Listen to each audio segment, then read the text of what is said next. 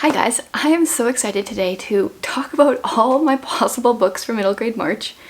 I kind of just got a bunch from the library that sounded good, pulled a bunch off of my shelves that I really want to read, and somehow ended up with like 30 books in front of me here. So if you haven't heard of it, Middle Grade March is just like a reading challenge put on by Krista from Books and Jams, Katie from Life Between Words, and Amanda from The Curly Reader. And they do have a number of prompts, which I wrote down on my good little sticky note here. I am not planning on like sticking to the prompts exactly. I just want to read books that I'm excited about. For the last almost a year, I've been picking a TBR and very much sticking to my TBR. But this month, I'm just putting these out here as possibilities. I'm going to put them on my cart just so you can kind of see them. And I have a few books that I like really want to get to, or at least I think I do. That might change as the month goes out, as it goes on. So I'm going to put the ones I'm like most excited about on the top, and then the other ones on the bottom two rows. But yeah, we're going to talk about them. I tried to separate them into piles as how they fit into the different prompts that they gave us. But really, I'm not going to like really try to stick to the prompts. Actually, one of the prompts is to read a book that was, I think, published in the decade that you were born. And to my knowledge, I don't have one of those here, and I don't care to like try. Actually, wait a minute. I added one to this pile just barely. Yeah, no, that's the 90s. So my decade is the 80s. And I think almost all these are newer, and I think one that's older. So let's just start with this stack here. Some of these like double up and fit multiple prompts, but these are the ones that I put on my pile that are that have a silhouette on the cover. So we've got Wolf Hollow. This is something about, oh, this is about something different than I thought it was. I thought it was like a, kind of like a war, sounds more like it's, oh no, it is cast between two world wars. So it's, sounds like it's about bullying and a World War I veteran. I don't know. Honestly, I picked it up because of the cover. Like, it's got like gold foil, which is cool, and I saw other people having this book around. I don't even know if they enjoyed it. That's why I bought that one. One that has been on my shelf for a long time is Sophia's War. So this is another silhouette. This is in 1776, and it's during the Revolutionary War in America, which I know nothing about. And yeah, I can't talk too much about these books, so if I don't know much, they're just gonna go on the cart, and then I'll talk about the ones like that I do know stuff about. This one I just shared in my last book haul. Yeah, I think that's when I shared it last. This is Stella by Starlight. So like, this is mostly silhouettes. I mean, you can kind of see their clothes, but this is set in North Carolina and has something to do with the KKK. This is one that I am really interested in reading, so that one is going up there. Another silhouette is Night Books. This is something about a magical apartment, and it looks pretty cool if the magical apartment is full of books. There's like a lot of books with silhouettes on the covers. I've got The Wolf Wilder. This one is something about a Russian mother and daughter who train domesticated wolves to fend for themselves in the snowy wilderness of Russia. This is another one. I totally just bought this because of the cover. Apparently, I'm a sucker for gold foil. And I think this is a silhouette. This is Chains, and this one is something to do with American history as well. I read this somewhere. Where was it? It's the Seeds of America Trilogy. It says that on the back of the third book.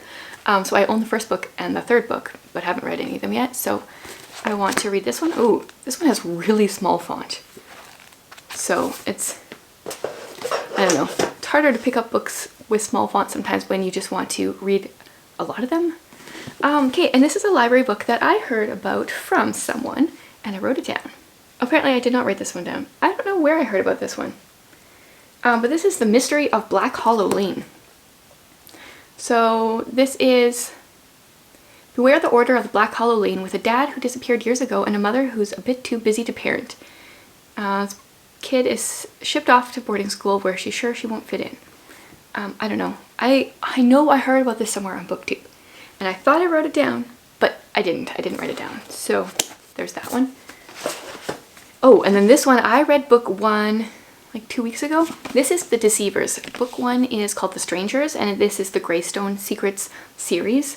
This is about three siblings who, right at the beginning of the book, they get home from school and they hear on the news that there's three siblings that went missing with the exact same names, ages, and birth dates as them. And then right after that, their mom kind of disappears. So they kind of need to solve the mystery. It's got like some sci-fi elements going on. I really enjoyed book one. I listened to that one on audio, so I'm excited about book two. This one is probably going up there. I think I will prioritize that one. Now what else do I got here? Another prompt is strong family elements. Which stack of mine was that? Okay, I think it's this stack. I just threw this one on here. I don't know if this is called The Lost Girl. This is about twin sisters, and I think they are split into different classrooms and kind of things change. I don't know. It's really hard. Some of these prompts, like strong family elements, sometimes you don't know until you've read the book. So just based on what I know, I think these fit. My next one is one that I think I have to read, and that is Until Tomorrow, Mr. Marsworth. I think a lot of people read this last year for middle grade March, and I've heard a lot about it. It's about kind of like a grumpy old man and his this girl who is delivering the newspaper, and at the bottom here it said, told through letters, which I love, like that kind of thing. It's an enduring tale about the strength of family and the beauty of friendship. So because of the strength of family, I'm putting it under this category. But I'm really excited about this one. I don't know if I've ever read a middle grade book told through letters, so that will be exciting. Okay, and this is kind of like, yeah, this is strong family elements. This is the Winter House Mysteries. This one is book 3 in the series. I read book 1 in December, book 2 in January, and I want to read book 3 in March, because this is set in a hotel called Winter House, where our main character Emily, her name's Elizabeth, things just keep happening. There's always some weird guests coming to the hotel, and through it all, I always love the peek through cover. But through the book, there's always a bunch of word puzzles and always like these cool pictures, and you can just see the creepy characters right off the bat. So in the other ones, every chapter starts with some kind of word puzzle of sorts.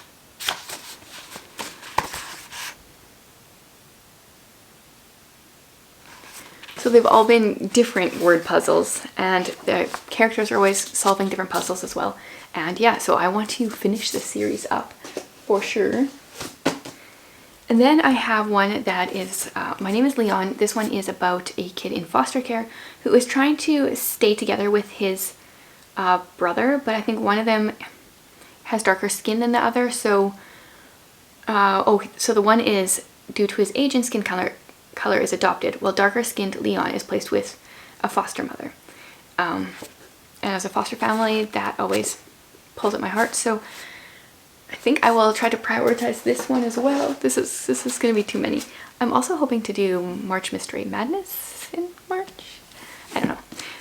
Okay, this one is The Prophet Calls. This, all I know is it's a middle grade book about a cult, a polygamous cult, and I don't really want to know more. Amanda from the Curly Reader said I could read this in a day. I think I would just read this one so quickly based on the topic, so that one's going up there. Then I don't know if this one would be strong family elements. I think this is kind of like found family. It's The Boy, the Bird, and the Coffin Maker. I think there's also some fantastical elements going on here. I've read the inside cover a few times and it doesn't make a ton of sense to me, but I've heard good things about this book. But I probably won't prioritize it. That being said, this is what I feel now, but you know, when middle grade March actually starts, I might change my mind as to which ones I actually want to read. Okay, this one I need to prioritize. This is Esperanza Rising.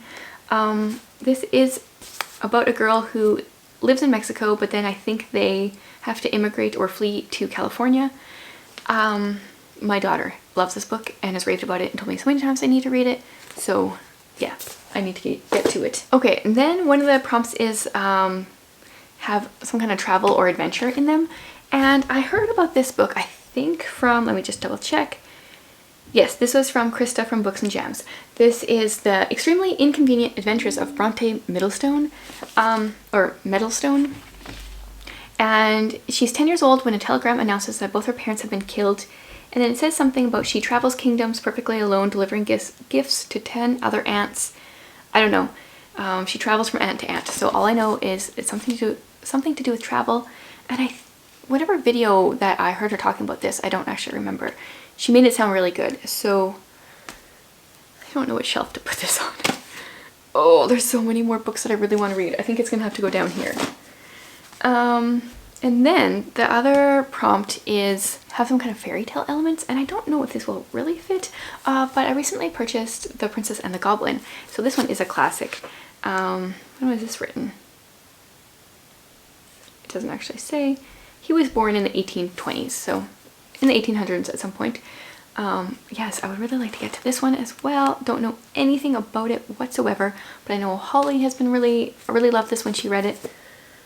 So I'm gonna put it up here. Ooh, guys, if you could see how many more books. They're not all gonna fit on the top. This is gonna be a problem. Okay, now I think the rest of these, I don't know, they may or may not fit some of these prompts, but they're ones that I want to read. I don't know how this is going to happen. Okay. Book 4 in the Keeper of the Lost Cities series.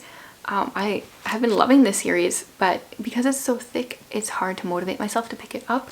My daughter is on book 6, I think, right now, and is pestering me to read it so that we can talk about what's going on. This is fantasy about a girl that finds out she's an elf, and yeah, I don't know how to make myself prioritize the series because it wouldn't actually take me that long to read them. Maybe I need to do like a themed reading weekend or week where I just read just Keeper of the Lost Cities, and then I can get through like a couple of the books. We'll put it down there. I don't know where that one's gonna fall.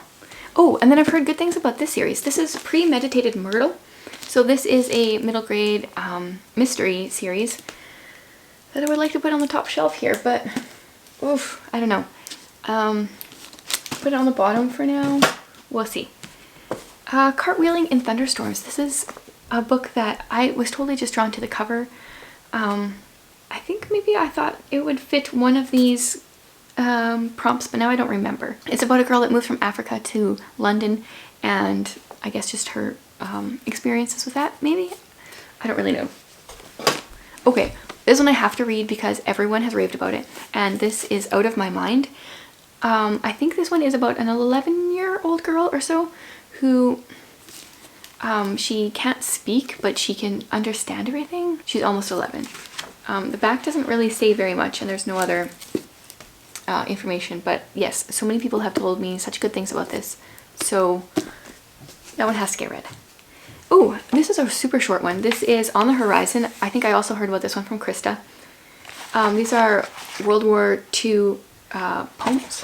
Just it's a very quick little read with a bunch of different poems about World War II.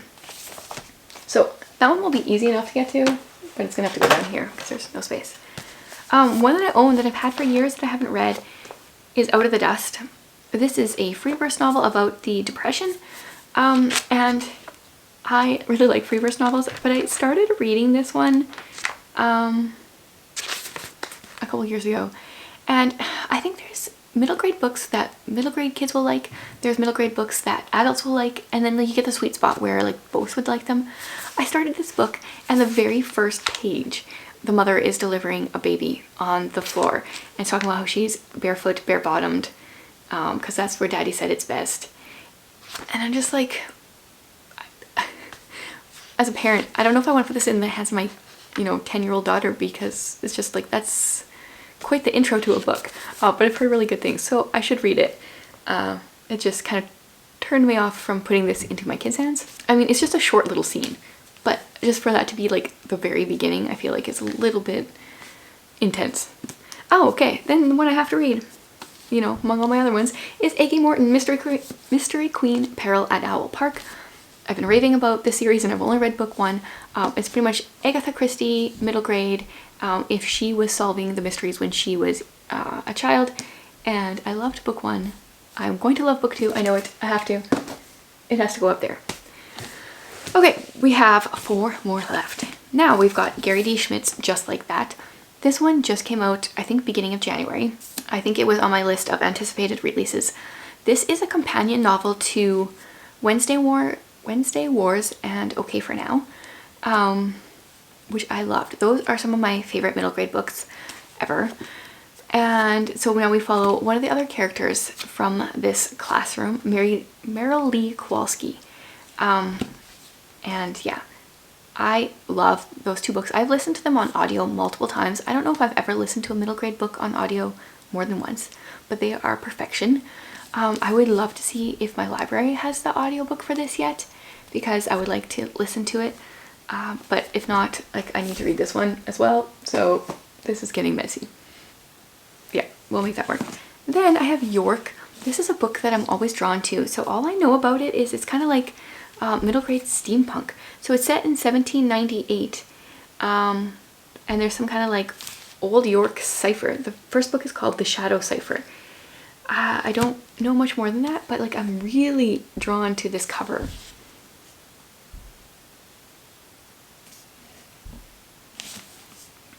And I kind of like the whole steampunk element, genre, subgenre. So I guess it has to go down here, but maybe. Another Agatha Christie kind of like spin-off is Agatha Oddly. I've heard about this from some subscribers. So this is just another Agatha Christie spin-off, I guess. And yeah, we'll see how that one goes. Okay, and the last book. Honestly, I'm looking around to see if I forgot any other middle grade books, like, because I just have piles of books everywhere right now. I'm not sure if I will get to this one. This is The Winterborn Home for Vengeance and Valor. So it's about, I think, 5 kids who they are in a home together of some sort, and they need to figure out the riddle of, or maybe it's a school. They need to figure out some kind of riddle. This is by Ali Carter, who wrote I'd Tell You I Love You, but then I'd have to kill you, which is like a spy school for girls kind of thing. So I thought this would be a good one to try, but honestly, it probably just won't get prioritized because I've got so many other books that I want to read. So, what are you guys all reading for middle grade March? What should I cross off my list, like, it just isn't good, that I just need to not even worry about here? Do you agree with my top bulging shelf here? Oh my goodness. I don't know. 1, 2, 3, 4, 5, 6, 7, 8, 9, 10, 11. Okay, I could totally read 11 middle grade books in March, for sure. But I'm also going to read a bunch of other books. And I might not be in the mood for those when the time comes. But anyway, these are my possibilities for March. I guess come back at the beginning of April and I will tell you what I actually read. But I'm excited for middle grade March, and I hope you guys are joining in as well. Thanks for watching, guys.